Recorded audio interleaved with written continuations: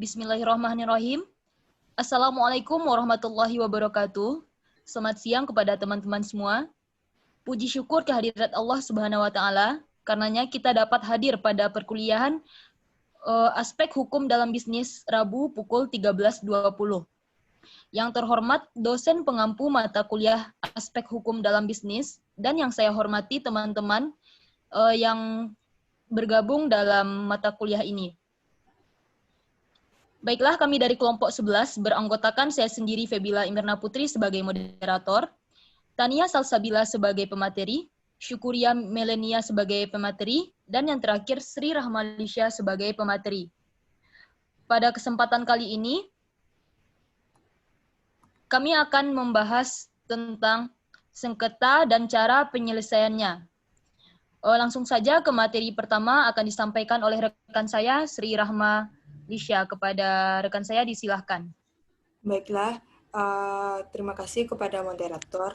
Kali ini saya akan menjelaskan tentang pengertian sengketa. Sengketa adalah perselisihan yang terjadi antara pihak karena adanya pelanggaran terhadap kesepakatan yang telah dituangkan dalam suatu kontrak, baik secara sebagian maupun keseluruhan. Dengan kata lain, telah terjadi prestasi oleh pihak-pihak atau salah satu pihak. Menurut para ahli, sengketa adalah menurut Choi-san, sengketa adalah pertentangan antara dua pihak atau lebih yang awalnya dari persepsi yang berbeda tentang suatu kepentingan atau hak milik yang dapat menimbulkan akibat hukum bagi keduanya. Yang kedua yaitu sebab-sebab timbulnya sengketa. Hubungan masyarakat. Teori hubungan masyarakat ini menitikberatkan adanya ketidakpercayaan dalam rivalisasi dalam kelompok masyarakat. Yang B, teori negosiasi prinsip. Teori ini menjelaskan konflik terjadi karena adanya perbedaan di antara pihak-pihak. C, teori identitas. Teori ini menjelaskan konflik terjadi karena sekelompok orang merasa identitasnya terancam. D, teori kesalahpahaman antara budaya. Konflik ini terjadi karena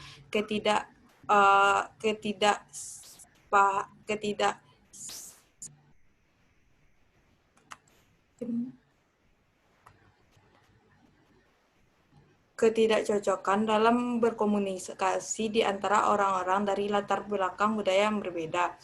E, teori transformasi. Teori ini menjelaskan konflik terjadi karena keterbelakangan aspek kehidupan baik secara sosial, ekonomi, maupun politik. F, teori kebutuhan atau kepentingan manusia. Konflik ini terjadi karena kebutuhan atau kepentingan manusia tidak dapat terpenuhi atau terhalang atau merasa dihalangi oleh orang lain. Baiklah, sekian materi dari saya kembalikan kepada moderator.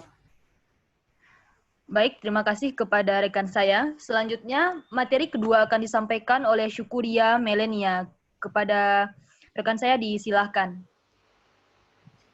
Terima kasih kepada moderator. Selanjutnya saya akan melanjutkan materi yaitu mengenai tinjauan tentang penyelesaian sengketa. Yang pertama yaitu penyelesaian sengketa melalui litigasi.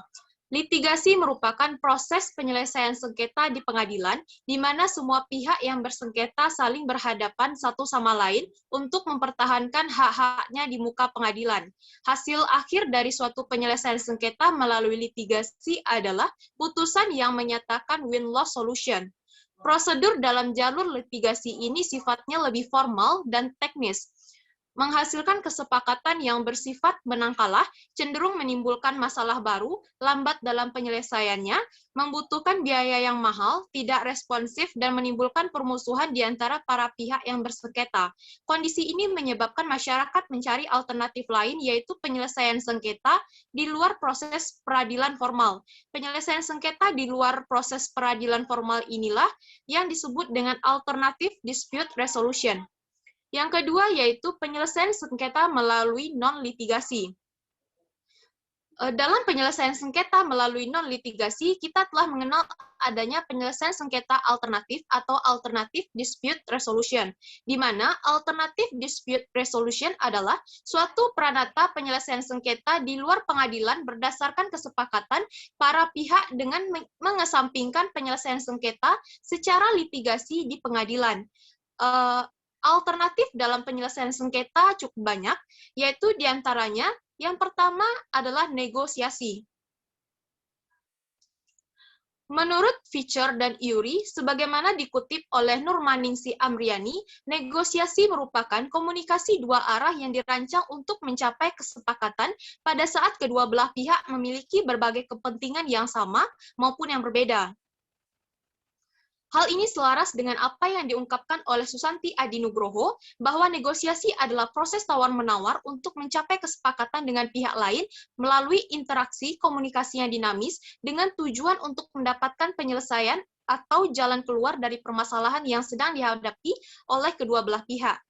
Ciri-ciri dari negosiasi yaitu yang pertama, negosiasi menghasilkan kesepakatan, yang kedua, negosiasi menghasilkan keputusan yang saling menguntungkan, yang ketiga, negosiasi merupakan sarana untuk mencari penyelesaian, yang keempat, negosiasi mengarah kepada tujuan praktis, dan yang kelima yaitu negosiasi memprioritaskan kepentingan bersama.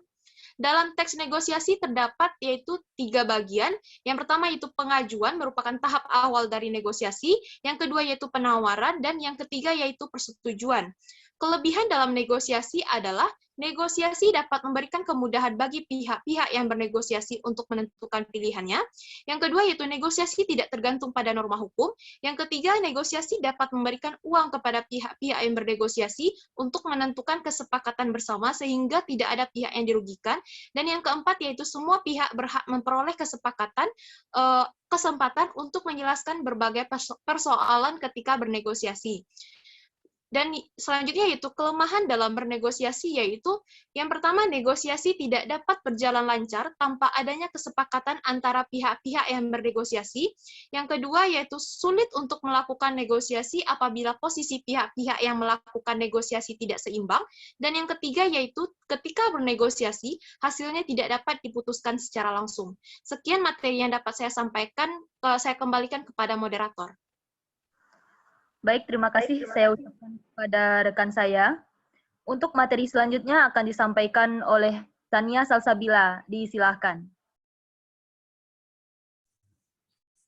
Terima kasih moderator. Di sini saya akan membahas mengenai mediasi.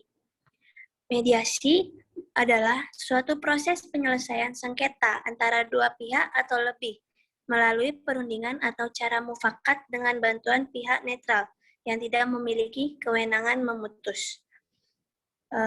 Adapun tujuan dari mediasi ada 4, yaitu menemukan jalan keluar dan pembaruan perasaan. Yang kedua, menghilangkan kesalahpahaman. Yang ketiga, menentukan kepentingan yang pokok. Dan yang terakhir, menemukan bidang yang bisa saja memperoleh persetujuan dan menyatukan bidang tersebut menjadi suatu penyelesaian yang dibuat sendiri oleh para pihak. Selanjutnya, jenis-jenis mediasi. Yang pertama, ada mediasi dalam sistem peradilan. Pada pasal 130 HIR menerangkan bahwa mediasi dalam sistem peradilan akan menghasilkan produk dalam bentuk akta persetujuan damai atau akta perdamaian secara tertulis. Dan yang kedua, mediasi di luar pengadilan. Mediasi ini adalah bagian dari adat istiadat ataupun budaya daerah tertentu dengan penyebutan dan tata cara pelaksanaan yang berbeda dengan ketentuan budaya dan perilaku masyarakat. Dan yang ketiga, mediasi arbitrase. Dalam pasal 6 ayat 4 Undang-Undang Nomor 30 Tahun 1999 mengenai arbitrase dan alternatif penyelesaian sengketa. Mediasi yang terdapat suatu kesepakatan masing-masing pihak menentukan mediator penyelesaian perselisihan yang mempunyai sifat tidak permanen atau sementara.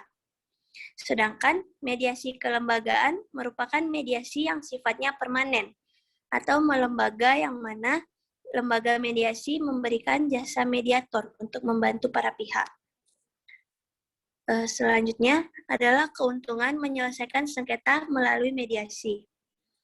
Yang pertama, keuntungannya adalah penyelesaian bersifat informal. Yang kedua, penyelesaian sengketa dilakukan para pihak sendiri. Yang ketiga, jangka waktu penyelesaian pendek. Yang keempat, biaya ringan. Yang kelima, aturan pembuktian tidak perlu. Yang keenam, proses penyelesaian bersifat konfidensial. Yang ketujuh, hubungan para pihak bersifat kooperatif. Yang kedelapan, komunikasi dan fokus penyelesaian. Yang kesembilan, hasil yang dituju sama menang. Dan yang terakhir, bebas dari emosi dan dendam.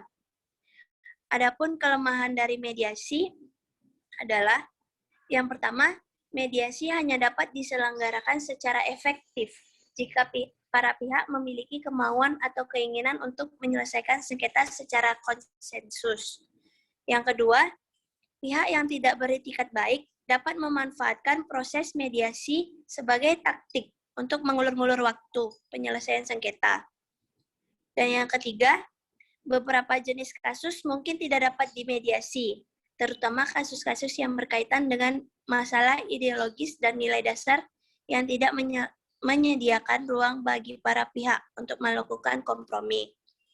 Yang keempat, mediasi dipandang tidak tepat untuk digunakan jika masalah pokok dalam sebuah sengketa adalah soal penentuan hak, karena soal penentuan hak harus diputus oleh hakim.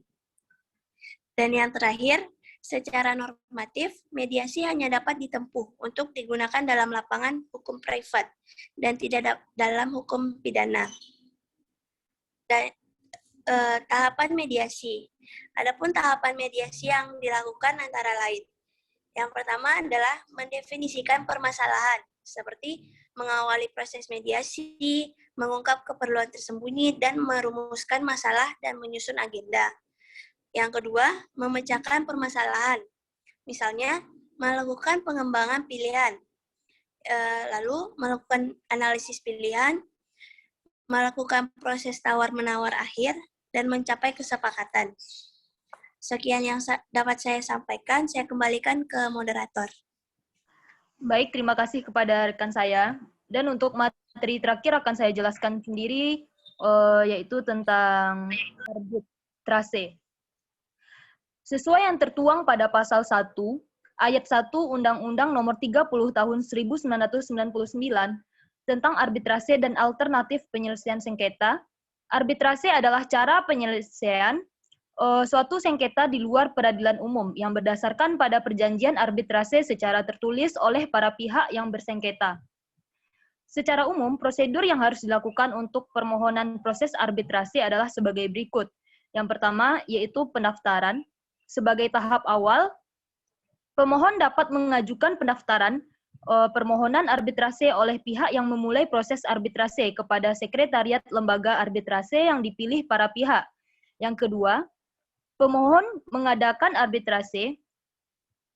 Dalam mengajukan permohonan, pemohon harus menyertakan beberapa informasi. Yang pertama, nama dan alamat para pihak. Yang kedua, perjanjian arbitrase antara pihak yang bersengketa. Selanjutnya, fakta-fakta dan dasar hukum kasus arbitrase, rincian permasalahan, dan tuntutan nilai tuntutan. Yang ketiga, yaitu penyerahan dokumen. Pemohon harus melampirkan salinan otentik yang terkait dengan sengketa yang bersangkutan, dan salinan otentik perjanjian arbitrase, dan dokumen lain yang relevan.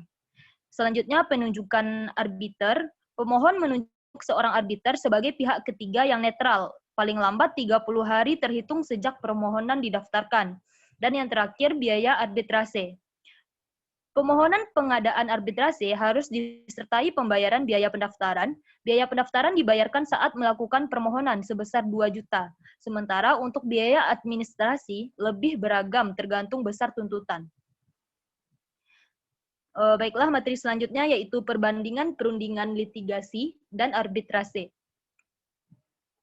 Selain pengertian, perbandingan lebih terlihat jelas pada tabel yang tertera di PPT, di mana di sana dijelaskan bahwa pada perundingan yang mengatur yaitu para pihak, pada arbitrase yaitu arbiter, sedangkan litigasi yaitu hakim. Prosedur pada perundingan informal, pada arbitrasi agak formal sesuai dengan rule, pada litigasi sangat formal dan sistematis. Sedangkan untuk jangka waktu pada perundingan segera atau 3-6 minggu, pada arbitrasi agak cepat, yaitu 3-6 bulan, dan pada litigasi lama atau 2 tahun lebih. Biaya pada perundingan cenderung murah, pada arbitrasi terkadang agak mahal, sedangkan pada litigasi sangat mahal. Aturan pembuktian pada perundingan tidak perlu, pada arbitrasi agak informal, dan pada litigasi sangat formal dan teknis. Untuk publikasi sendiri pada perundingan konfidensial, pada arbitrasi konfidensial, dan pada litigasi terbuka untuk umum. Next.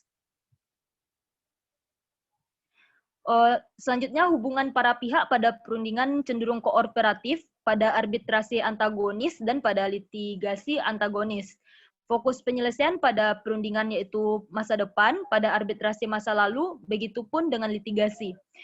Metode negosiasi pada perundingan kompromis, pada arbitrasi sama keras pada prinsip hukum, pada litigasi sama keras pada prinsip hukum. Komunikasi pada perundingan memperbaiki yang sudah lalu, pada arbitrasi jalan buntu, dan pada litigasi jalan buntu. Result pada perundingan win-win, pada arbitrasi win-loss, begitupun dengan litigasi. Pemenuhan pada perundingan sukarela, pada arbitrasi selalu ditolak dan mengajukan oposisi, sedangkan pada litigasi ditolak dan mencari dalih. Dan yang terakhir, suasana emosional bebas emosi pada perundingan, emosional pada arbitrase, dan emosi bergejolak pada litigasi. Mungkin itulah perbandingan dari litigasi, perundingan, dan arbitrase. Dengan berakhirnya materi tadi, mungkin hanya itu yang dapat kelompok kami sampaikan. Saya sebagai moderator mengucapkan terima kasih kepada rekan-rekan yang telah memperhatikan dan berpartisipasi, dan mohon maaf atas segala kesalahan dan kekurangan. Saya sudahi dengan Assalamualaikum warahmatullahi wabarakatuh.